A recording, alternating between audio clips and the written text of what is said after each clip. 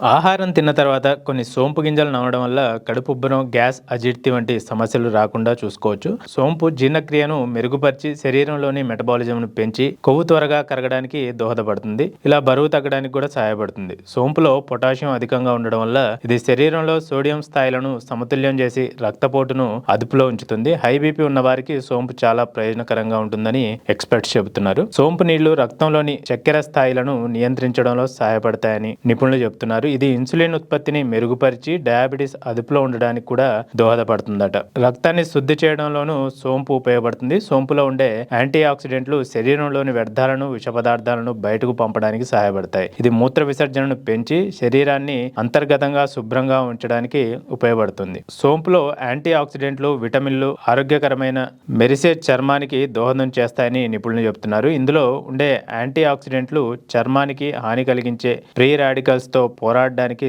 సహాయపడతాయట. సోంపు శ్వాసకోశంలోని కఫాన్ని తొలగించడంలో సహాయపడుతుందట. సోంపు వల్ల ఉబ్బసం, బ్రోంకైటిస్, దగ్గు వంటి శ్వాసకోశ సమస్యలు కూడా చాలా వరకు తగ్గుతాయట. అంతేకాకుండా గొంతు నొప్పిని తగ్గించడానికి, శ్వాసకోశంలో మంటను తగ్గించడానికి కూడా ఉపయోగపడుతుందట. సోంపులో ఉండే ఫైటో ఈస్ట్రోజన్లు హార్మోన్లను సమతుల్యం చేస్తాయని నిపుణులు చెబుతున్నారు. ఇది ఋతుక్రమంలో వచ్చే నొప్పిని, తిమ్మిర్లను తగ్గించడానికి సహాయపడుతుందట.